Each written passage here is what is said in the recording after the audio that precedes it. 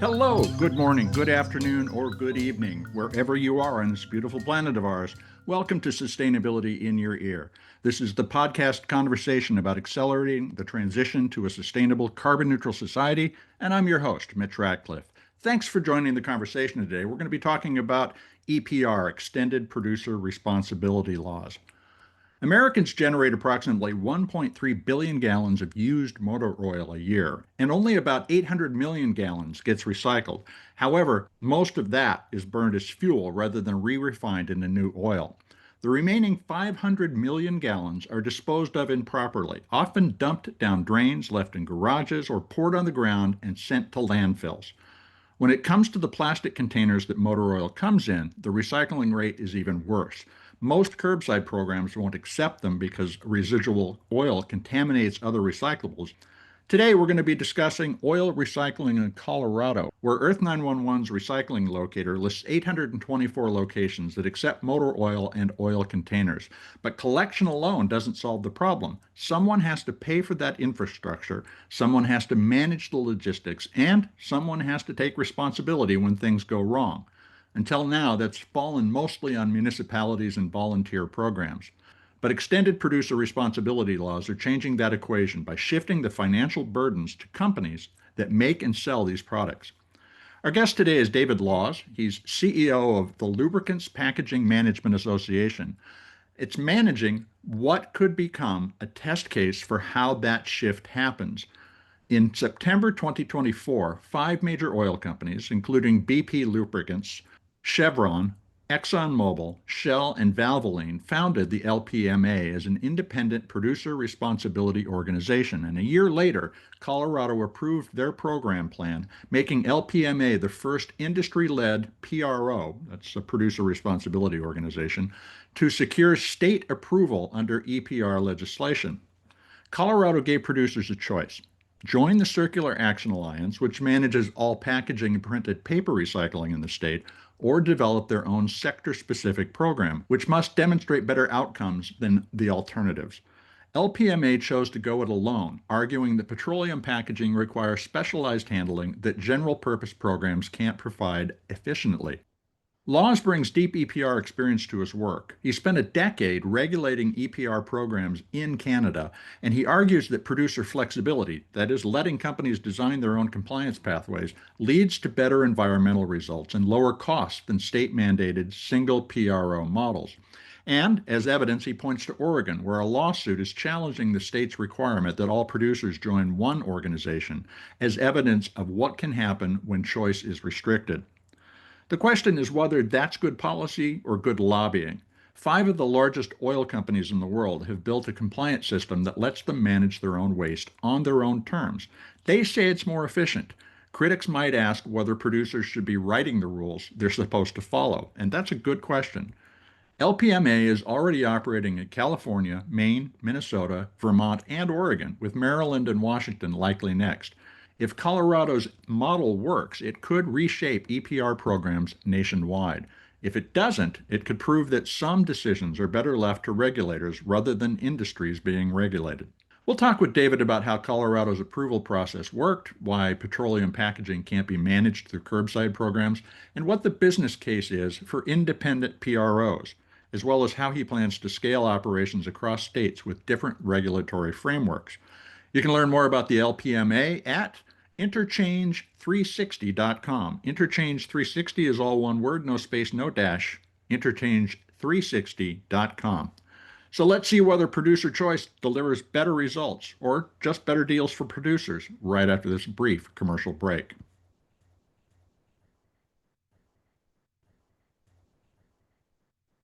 Welcome to the show, David. How are you doing today? Great, Mitch. Thanks very much for having me. Well, thanks for joining me early in the morning in Victoria. I see the sun is rising at your place just like it is at mine. I wanted to start off with a kind of a practical question. Earth 911's database lists 824 Colorado locations that accept motor oil and motor oil containers. So the question is, how does LPMA's EPR program change the end of use automotive oil and oil packaging recycling challenge for Coloradans? Is it going to be easier? Yeah, it'll be much easier. Right now, before the program starts, if one of those change stations is taking back motor oil, that'll continue under the current market-based program that they have. So that whoever's doing that for those facilities now will continue to do that. The big change is going to be now when the container is decanted into the tank, right now it goes into the garbage. And Yeah. so the change when this program starts is that container is going to go into the recycling station. So that now those facilities will have a recycling option where they didn't before.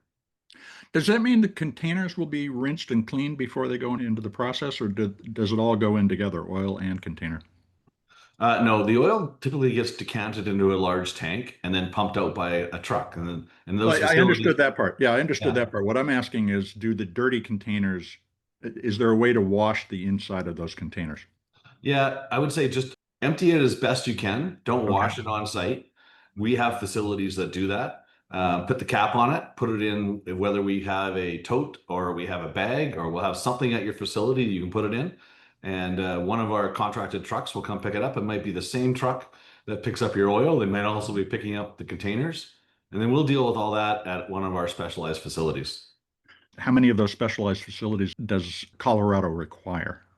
Yeah, it's interesting. It's pretty specialized. So we'll probably Good. have regional facilities, and this is Colorado's first in the country to get going here. There's other states that are close by, so we'll have regional facilities that'll do some of the work, probably densify and prepare for transport to longer distances. There will be some capacity that's needed in the U.S. to handle this because the recycling rate for oil packaging is quite low. Yeah. So we're starting from a real low baseline. There's a few companies that have provided some interest in providing the recycling. And so we'll work with those to make sure this happens. So Colorado is the first state to approve an independent industry-led PRO. And I'm wondering, what was the approval process and the negotiation like? Yeah, it was quite extensive. So, the first thing we had to do is work with the state staff to understand the independent pathway and to make sure we could comply with it. We then went through a process with the Colorado Advisory Board, and they put us through the ringer that they should, and really reviewed our plans and how we were going to collect and manage this material because they're looking for transparency on our program for sure to make sure that we're meeting the results that are put into the regulation and that we're equal or better than the other programs as well. So the common packaging program, this is not about skirting the law or finding an easier pathway through the law. It is about meeting the same results in an industry friendly way. You've described this as a milestone for EPR in the United States. Other than being first, how do you think this is an exemplar of what we need in extended producer responsibility?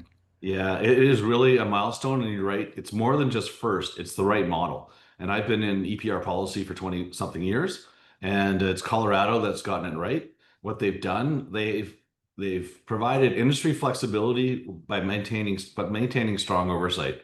So what that's done, industry has a separate pathway in Colorado where they don't always have that in every state, yet there's still really strong oversight by the state and by the advisory board. So that's what they've gotten right.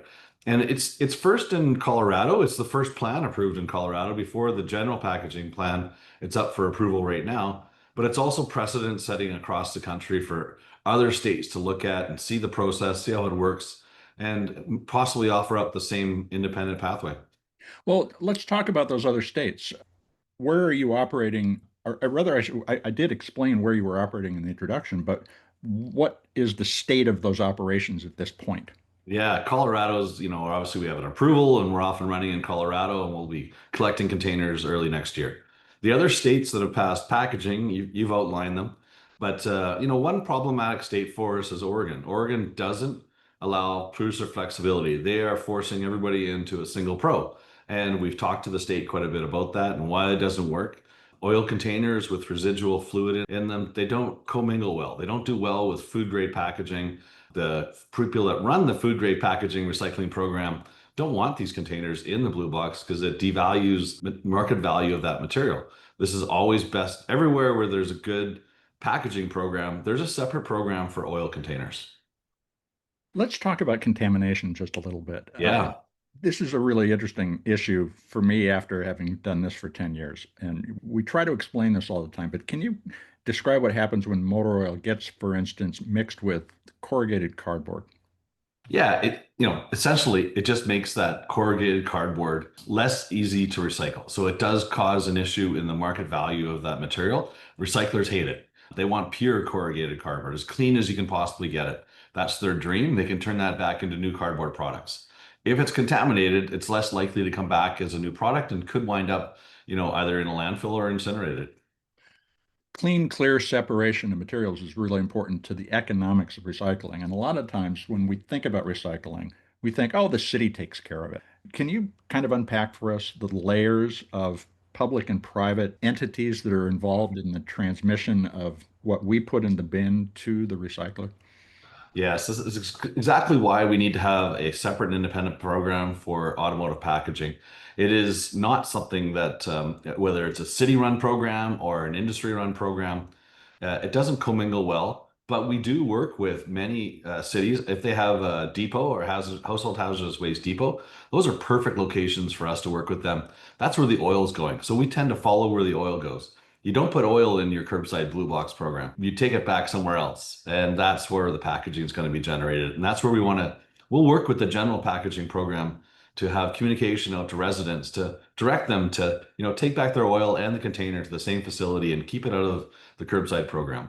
There's also a real problem with aerosol containers in the curbside programs. They don't do well in the curbside program as well. They tend to cause, damage when you go through the processing facility and MRFs, material recycling facilities, sometimes cause fires. So that's why the general packaging program wants these materials separate.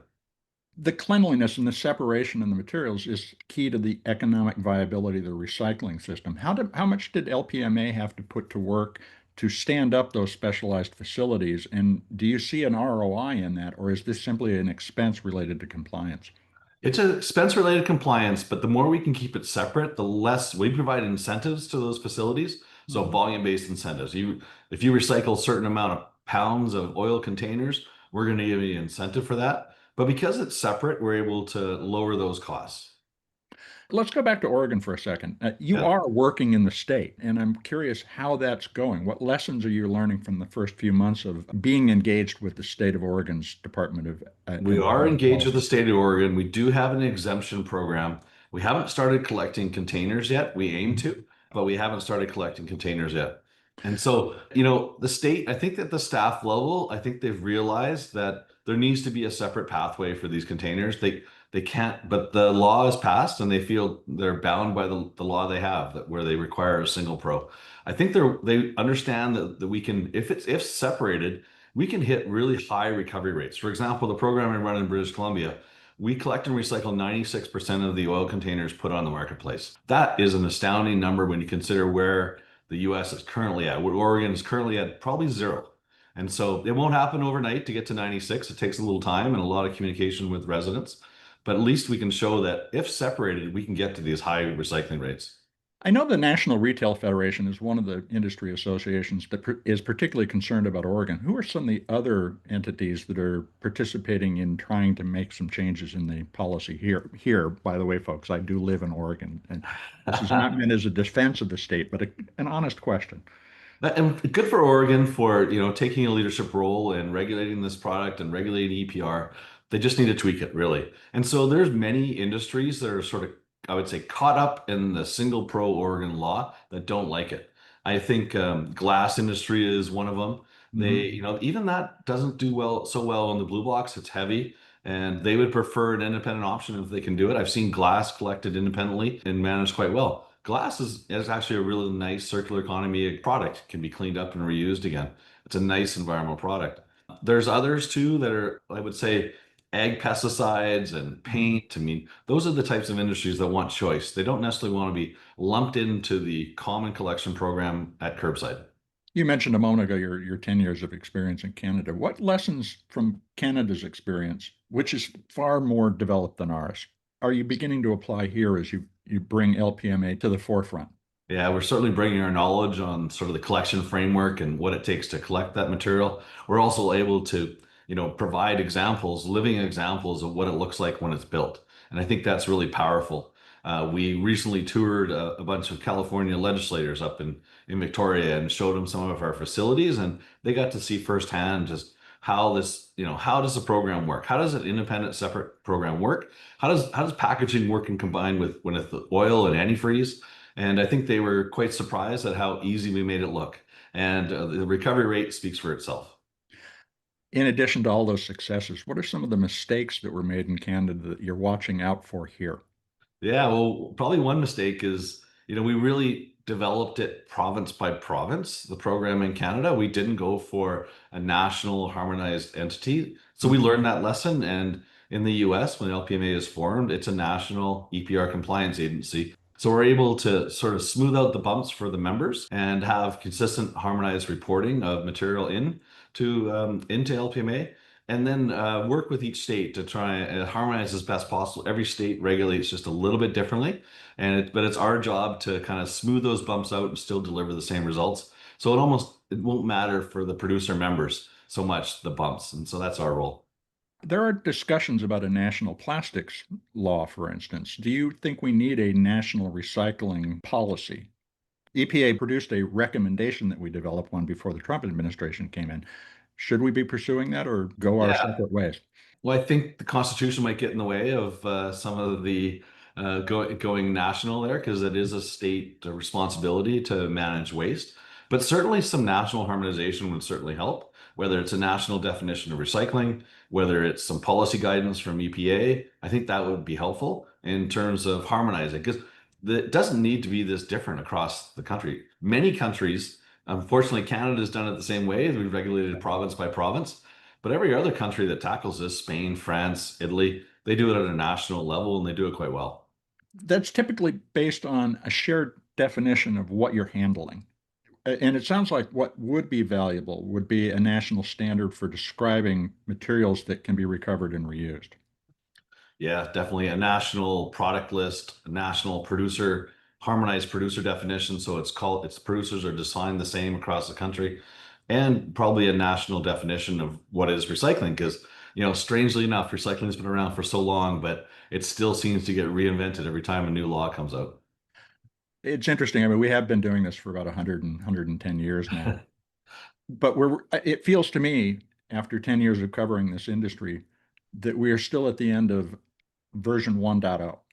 What do you think version 2.0, or maybe we need to think in terms of 3.0, looks like? I can see as EPR really takes hold in the US and the innovation and ingenuity of industry and able to drive, better outcomes for this packaging.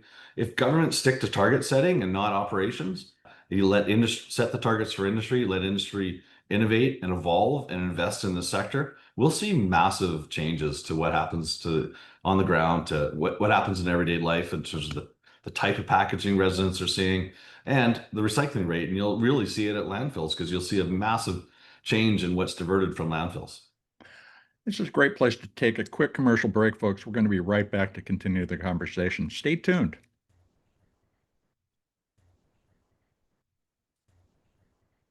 Welcome back to Sustainability in Your Ear. We're talking with David Laws. He's the CEO of the Lubricant Packaging Management Association, or LPMA. It's the PRO for Colorado's petroleum and automotive packaging industry's extended producer responsibility program.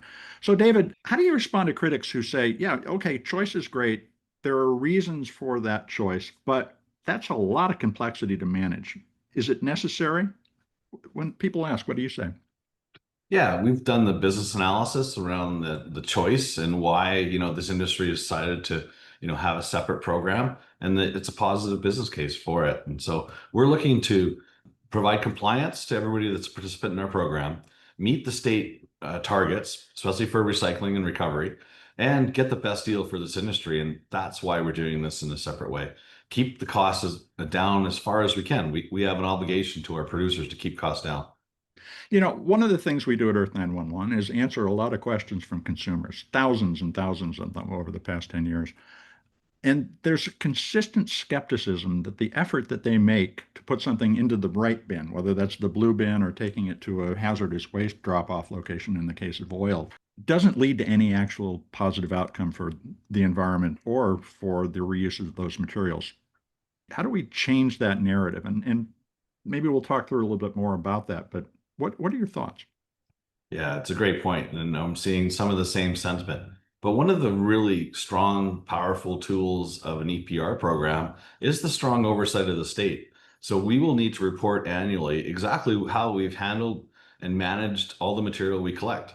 And we'll also need to get I call it, it's very a little bit technical, but it's a non-financial independent verification. So Mhm. anything, if we say this material is going to recycling, we're going to have to prove that to an independent auditor, and that independent audit statement will be part of our annual report that we submit to the state. So that should hopefully provide not just transparency through our report of where this material is going and what we're turning into, but also have that independently verified so public, state, everyone gets that assurance that the right thing's being done. How do you tell that story in a way that doesn't simply address the regulator? And by way of background, I worked on introducing Samsung's first non-regulatory reporting on its sustainability, and we talked actually to consumers about what we were doing. Does the oil and gas industry need to take that step and ramp up your storytelling? Yeah, absolutely. I mean, we need to have consumer-facing collateral that talks about where does the material go in a consumer-friendly way. And we're doing some of that in the program we run in Canada. We'll look to bring that expertise to Colorado first and wherever we're providing services. But it is storytelling. It is providing the public with the assurance that if they do all the work that we're asking them to do to recycle, it's not easy sometimes. People are busy. We try to make it as convenient and accessible as possible. That's how we get our high numbers. But if we also need to tell a story of what does this material become? What is it turned into? With the program we run for motor oil in British Columbia, for example, it's Mhm. about three-quarters of that motor oil actually gets turned back into new motor oil. And so we do our communications program has some really creative ways of telling that story in short, fast clips, and we advertise those and provide all kinds of social media content for this story. You're talking about reshaping the culture based on helping people understand that their actions matter. Yes. What do those short pieces consist of? I'm curious. I haven't seen them, so I need to ask. Yeah, well, we have some real smart people in our communications department, and you really need to tell a story in 30 seconds many times Yeah. because that's the attention span, and that's my attention span for some of this stuff. And it needs to be sharp, it needs to be powerful, it needs to be impactful. But so we need to jam, my long technical story about how this material is collected, recycled, and turned back into new products, turn it into a 30-second clip, provide some evidence of that and some visuals. And our understanding is that's going to go a long ways in helping the public raise their assurance level that this program is, transparent and accountable to the state and the residents. One of the other questions we often get is, what can I do in one place? Have you thought about how your collection points could be co-located with other material collection points in order to make it more convenient for people to participate in recycling and going Yeah. beyond the blue bin? Yeah, absolutely. This is why I love the network of household hazardous waste depots in Colorado. I toured them last year, and they're absolutely a fantastic network. But that's the one-stop shop for residents to take back everything that's left over in your garage. They're taking back paint, aerosols, like not things that are part of our program, but part of other programs, other EPR programs, or state-run HHW programs. So it's a fantastic network, and that's going to be the first place we go when we look to take back oil packaging. So those one-stop shops are fantastic. There's also community events that get put on. Usually Yep. that's cooperation with the local government where they don't have a full-time facility. They like to run these roundup type events. And we'll look to partner with them because, if we can do that, those multi-material events are gold. How do we encourage collaboration across material streams to lower the overall cost of collection, sorting, and processing? Have you all been talking about that with CAA or other PROs? Yeah, that's absolutely our job, and that's industry's job. It's part of keeping the costs as low as possible, is make sure we're coordinating where it makes business sense to do so. So we've been talking to CEA for sure. Like I said, they don't want oil packaging in their blue box, but some of it's going to make in their blue box, as much as we don't want their food grade packaging in our program. But undoubtedly, some of it makes it into the wrong spot. We need to reconcile that at the end of the day, get things back into the right spot. There's also consumer information is another area where we really want to work, with Circle Action Alliance here. We started that discussion. Circle Action Alliance is producing resident information. The perfect answer is not to have too many X's. You can't recycle this and you can't recycle this. What we Yep. want to have is a lot of green checks of what to put in your curbside program and a lot of arrows of where to take this other material that needs to go back to a depot, other household hazardous waste depot. So our material would be don't put it in the blue box, but put it somewhere else. So still a positive message. Are there other materials, like other automotive fluids, that would be appropriate for you also to be co-collecting? Yeah, I've talked a lot about, you mean on the packaging side or the Mhm. fluids, the actual fluids? Yeah. Most states, 7 states have regulated packaging EPR, and we're Mhm. responding there for sure. One state, Vermont, has regulated household hazardous waste EPR, and included in that definition is oil and antifreeze and all the fluids we manage. So that's the first state in the US where we'll be looking at the fluids. The programs we run in Canada look at it all, the oil, antifreeze, packaging, and filters. How do you imagine this industry evolving over the next 10 years? I mean, we talk a lot about our desire to be environmentally responsible. We know that there's a, let's just call it a massive debate about that right now. Yeah.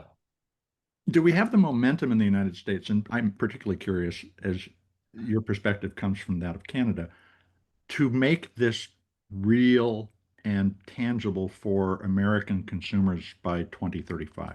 I certainly do. I mean, you really see some of the states, especially the Democratic states, are doubling down on EPR, and the rate of EPR law passing is we expect it's going to continue to increase. But on the industry side, how I see this evolving, and this is, we have plans beyond just the 1 year, 2 year. We really want to have one of the key reasons to have separation of this material from the common collection stream is we like to have bottle to bottle or container to container recycling. We know that as more packaging laws kick up across the country, there's going to be this glut of PCR content. Like you'll have to meet PCR content rules. So I know our industry wants to have control of its own material and use that as feedstock when they're creating new bottles. And that is a key component. So I see that as a big part of the evolution. Oil packaging in the future is likely to come from old oil packaging and Mhm. recycled right back into the same material. What's the time frame for circular oil? Can you put a number to it? Circular oil containers? Well, let's do both, oil and oil Yeah. containers. I mean, the numbers in BC, you said the oil recycling rate are incredible compared to here. How long is it going to take us even to catch up with BC? Yeah. Well, many people don't know it, but the motor oil collected in the US through the market-based program right now, a lot of that's going back into new motor oil. It's just not well publicized right now. So you are seeing, I don't know what the number is because there's not EPR programs, so they don't have that data level, but there is a fair amount of motor oil that's being collected and turned back into motor oil through the re-refineries across the country right now.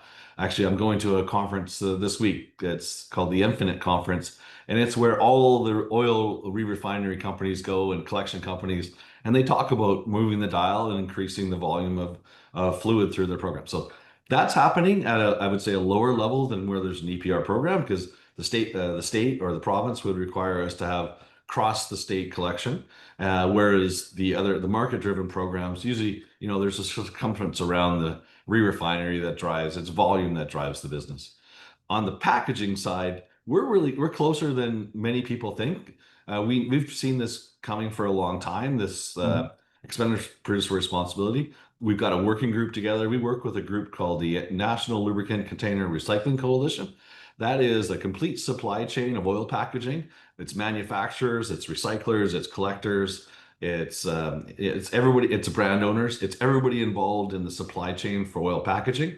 And I did the circle for a reason because that is their aim is to have circular management of oil packaging. And EPR plays a key component in that because it closes the loop where before that material is going to the garbage, now we're going to be able to get it back to a recycler. One of the things that we need to do in terms of the development of a circular economy is have a lot more endpoints that are local. Is this also an entrepreneurial opportunity for people who are thinking about how they might participate in both cleaning up their environment and potentially building new good jobs in cities and communities? Yeah, absolutely. I mean, it's positive business. This is EPR brings jobs and investment into the state. That's one of sometimes that's the mandate of the state when they pass the law is it's a jobs and investment type proposal. But yeah, the studies are out there that extended producer responsibility produces more jobs than was produced in a landfill. I've seen anywhere from 6 to 10 to 1 of a ratio of the same material managed through landfill produces one job. If you manage it through a recycling program, it's 6 to 10 jobs. You're Yep. getting much better value out of that same material, and it's not getting wasted. It's better use of the resource. So I'd like to go back to the beginning of the conversation after hearing all this background you shared. What does effective collaboration between industry and government look like? Now that we've talked about all the details, can you summarize it in a way that people can take away and think about and perhaps talk with their legislators? Yeah, it really means government taking on, like the industry working with government to set up I would say, the foundational pillars of EPR. And that is producers have flexibility to design a program that meets the outcomes of government. When government gets too involved in the weeds and starts prescribing to industry how to do it, that's when things fall apart and start failing. But if government can maintain that role of strong oversight, like regulate and strong oversight, but get out of the way of the rest of it. Let industry ingenuity take it over. So our listeners will want to know more about LPMA. How can they do that? And how can they track the work that you're doing as it continues to develop? Yeah, I mean, we've got our website, interchange360.com. You can absolutely go there. We're active on social media, and I think I've done about 30 interviews since we passed our program, got approved in Colorado. So hopefully you're going to catch us somewhere. Well, David, thanks a lot for the time today. It's been a really interesting conversation. Excellent. Thanks a lot, Mitch.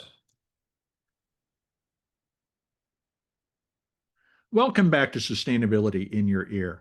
You've been listening to my conversation with David Laws. He's CEO of the Lubricant Packaging Management Association, or LPMA, which is the producer responsibility organization launching statewide collection and recycling capacity for motor oil and motor oil packaging in Colorado, with other states coming online soon. You can learn more about the organization and its work at interchange360.com. Interchange 360 is all one word, no space, no dash. Interchange360.com. There aren't a lot of people with more hands-on experience in extended producer responsibility than David, though some of them have been on the show. And his argument that recycling collection should be specialized deserves serious consideration. In contrast to his position, many argue for a single stream approach to collecting and processing materials, where everything goes in the blue bin or can be dropped in a single load at a transfer station. But the rise of Centers for Hard to Recycle Materials, or CHARMs, which are common now in Georgia and Colorado, for instance, along with specialized recycling pickup services such as Seattle-based Ridwell or Recyclops, a Utah startup, both have spoken with me on the show, points to a more distributed approach to collection that can be more efficient and more profitable. Consider Buckstop, the electronics recycler whose founder, Alexander Oleson, I spoke with just a few weeks ago, who told us that he sees a huge economic opportunity in capturing the 80% of electronics that currently go unrecycled globally. So when it's time to build a comprehensive recycling system, the number of niche collection opportunities becomes painfully and potentially profitably obvious. And as David said, specialized recycling streams can reduce cross-contamination of materials, improving their resale value. After about 540 of these conversations, it strikes me that an all-in-one silver bullet solution, while many companies chase it and waste management companies argue they can provide simple single bin solutions, is simply an attractive nuisance. A truly circular economy will develop many complementary reverse materials flows, some of which will be consolidated into larger comprehensive collection programs, but many existing within their own silo, where a focus on the handling of a particular material will produce better economic results than trying to sort it from tons of garbage. At least 10 billionaires have made their fortunes in waste hauling since 1960, so it's short-sighted to think that they've cornered the market in every materials category. Count me in the specialized recycling camp, where there's money to be made. You know, at one point, Earth 911 researched the potential value of the circular economy, of the stuff coming back for reuse, and what it will add to the global GDP. We found that it will produce more than $2 trillion a year in new value. There are new jobs, new companies, new nonprofits, and new things that we cannot imagine coming because people have a remarkable habit of concocting wild-ass solutions that may seem crazy at first, but turn out to be perfectly self-evident in retrospect. We're at the very dawn of the circular economy. We're on page 3 or 4 of a long history that will be written by innovators. So stay tuned. We'll keep the innovator interviews coming. And I hope you'll also take a moment to help out our mission here at Sustainability in Your Ear. We've got more than 500 shows that you can share with your friends, your family, your coworkers, and writing a review on your favorite podcast platform will help your neighbors find us. Folks, you're the amplifiers that can spread more ideas to create less waste. So please tell those folks, the friends, the family, the people that you meet on the street, that they can find us on Apple Podcasts, Spotify, iHeartRadio, Audible, or other fine purveyors of podcast goodness, whatever they prefer. Thank you for your support. I'm Mitch Ratcliffe. This is Sustainability in Your Ear, and we will be back with another innovator interview soon. In the meantime, folks, take care of yourself, take care of one another, and let's all take care of this beautiful planet of ours. Have a green day.